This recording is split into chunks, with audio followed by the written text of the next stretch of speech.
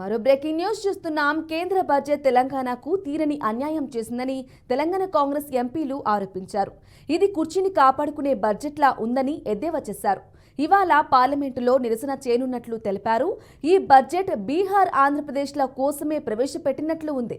మోదీ తన ప్రభుత్వాన్ని కాపాడుకోవటానికి ఆ రెండు రాష్ట్రాలకు కేటాయించారని విమర్శించారు.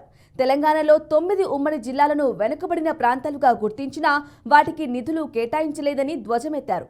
పాలమూరు రంగారెడ్డిని జాతీయ ప్రాజెక్టుగా గుర్తించి పూర్తి చేయాలని సీఎం రేవంత్ రెడ్డి విజ్ఞప్తి చేసినా కేంద్రం పట్టించుకోలేదని కాంగ్రెస్ ఎంపీలు ఆరోపించారు.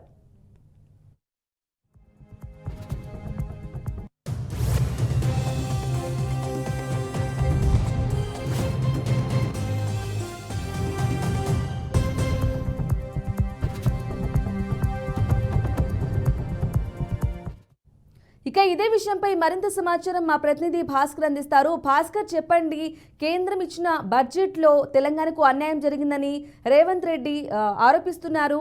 అలాగే నిరసన కార్యక్రమాలు కూడా చేయబోతున్నారు. దీనికి సంబంధించిన డీటెయిల్స్ ఇవ్వండి.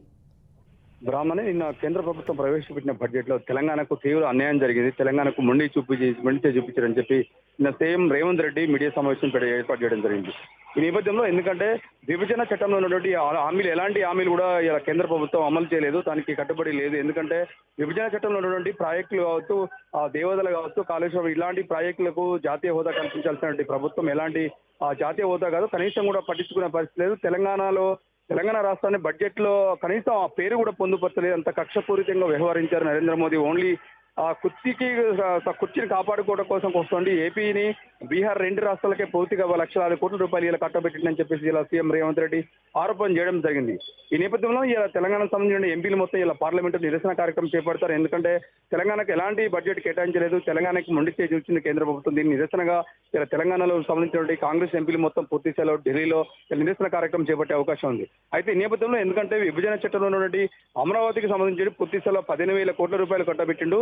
మిత్రపక్షమైనటువంటి బీహార్ రాష్ట్రాన్ని కూడా 59,000 కోట్ల రూపాయలు కట్టబెట్టిన తప్ప మిగతా రాష్ట్రాలకు, పూర్తిగా దక్షిణాది రాష్ట్రాలకు విస్తరించింది కేంద్ర ప్రభుత్వం. మోదీ కేవలం సీటును కాపాడుకోవడం కోసం, ఎందుకంటే మూడోసారి కేంద్ర ప్రభుత్వంలో బీజేపీ అధికారం రావడానికి కీలక పాత్ర పోషించినటువంటి చంద్రబాబు నాయుడు కావచ్చు, బీహార్ సీఎం నితీష్ కుమార్ కావచ్చు, పూర్తిస్థాయి కేంద్ర ప్రభుత్వానికి కీలకంగా ఉన్నారు కాబట్టి వీళ్ళు తప్పకుండా ఈ రాష్ట్రాలను సపోర్ట్ చేశారు కాబట్టి కేంద్ర ప్రభుత్వంలో మూడోసారి బీజేపీ అధికారానికి వచ్చింది. అయితే ఈ నేపథ్యంలో వాళ్ళకు ఓన్లీ సీటు కోసమే, వాళ్ళ మిత్రపక్షాలకు సంబంధించిన సీటు కోసం, వాళ్ళ దోస్తుల కోసమే లక్షలాది కోట్ల రూపాయలు వీళ్ళ కేంద్ర ప్రభుత్వం బడ్జెట్ కేటాయించింది తప్ప మిగతా దక్షిణాది రాష్ట్రాలకు పూర్తిగా విస్మరించింది. ఎవరు కూడా రూపాయి కూడా కేటాయించలేదు. దీనిపై తప్పకుండా నిరసన కార్యక్రమం చేపడతాం. భవిష్యత్తులో అనేక ఉద్యమాలకు దావత్ ఇస్తుంది. తెలంగాణ రాష్ట్రము ఉద్యమాలకు పునాది, ఉద్యమాలకు కేంద్ర బిందువు కాబట్టి తెలంగాణ రాష్ట్రం ఎక్కడ వెనుకపోయే సమస్య లేదు. కేంద్ర ప్రభుత్వంపై తప్పకుండా నిరసన కార్యక్రమం చేపడతాం, తప్పకుండా ఫైట్ చేస్తామని చెప్పి సీఎం రేవంత్ రెడ్డి చెప్పడం జరిగింది.